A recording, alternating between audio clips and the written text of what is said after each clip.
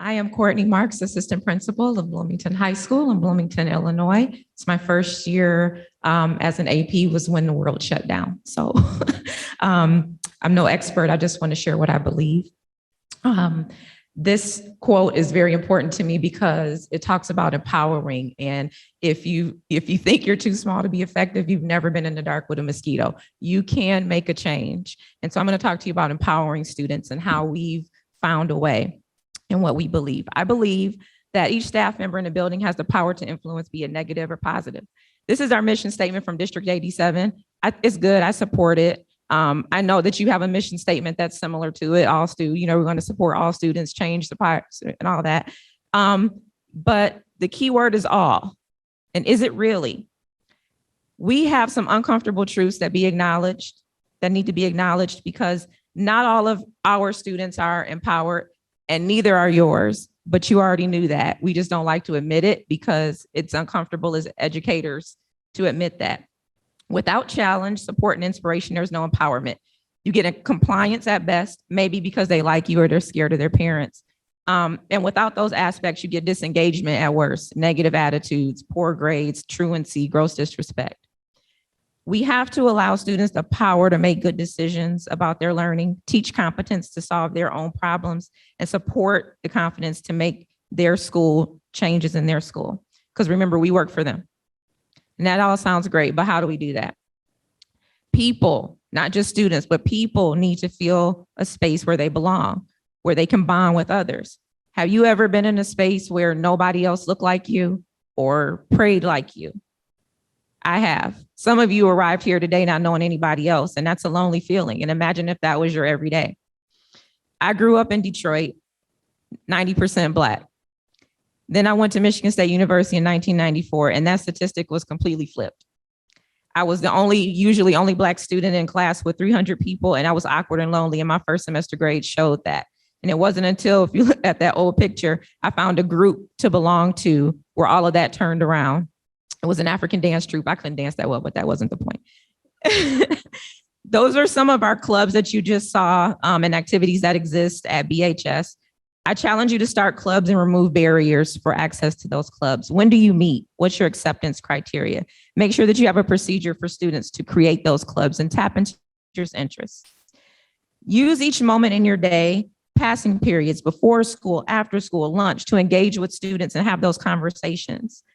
These are seniors on the chairs talking to incoming freshmen about the freshmen's vision and their hopes, to give voice to other students, and they told us what they wanted out of school.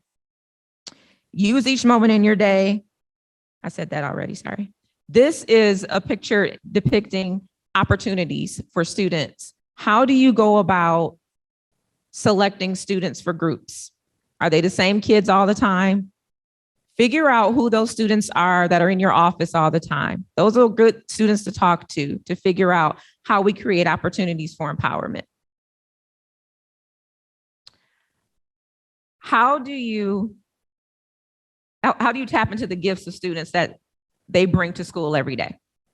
Have you heard some of your students sing or do a poetry slam, or you just know that they have a music production talent? Figure out ways to showcase that.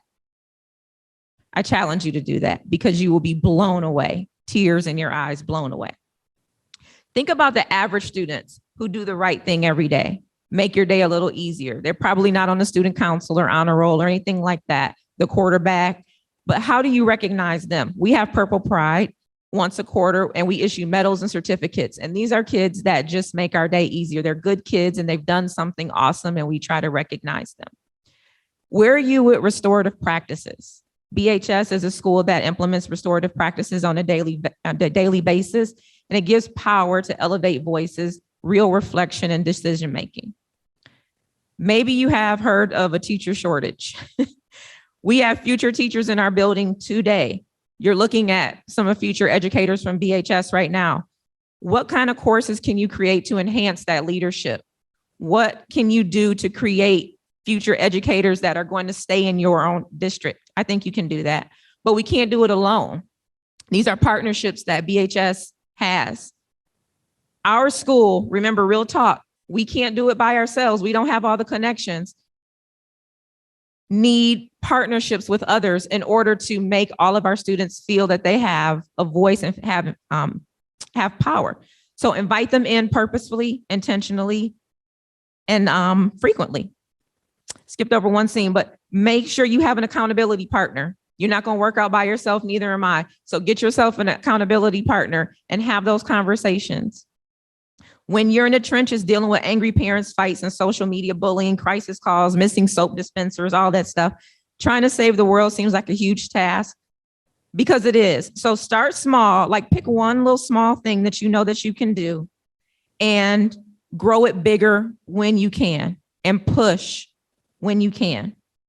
Think back to your high school years. Did you love them? Did you hate them? Was it just like, meh? Whatever it was, I bet it was because of your lack or your heightened ability to feel empowered and feel relevant. Somebody made you feel that way, good, bad, or indifferent. Relationships matter. I've never believed that more strongly than I have this year. So I'll let that one marinate. They just absolutely do. And if you don't believe that, that's a problem. So go back to your mission statement. This is the takeaway. Go back to your mission statement. I promise you it says all in it, or every student. I know it does. All of ours do. And really look at getting to that all. Pick one student on your drive back. Think of that one kid, him, her there. And what are you going to do when you get back to your buildings tomorrow to build a connection with that student, or help that student make a connection with one of your community partners? That's my challenge for you. Thank you.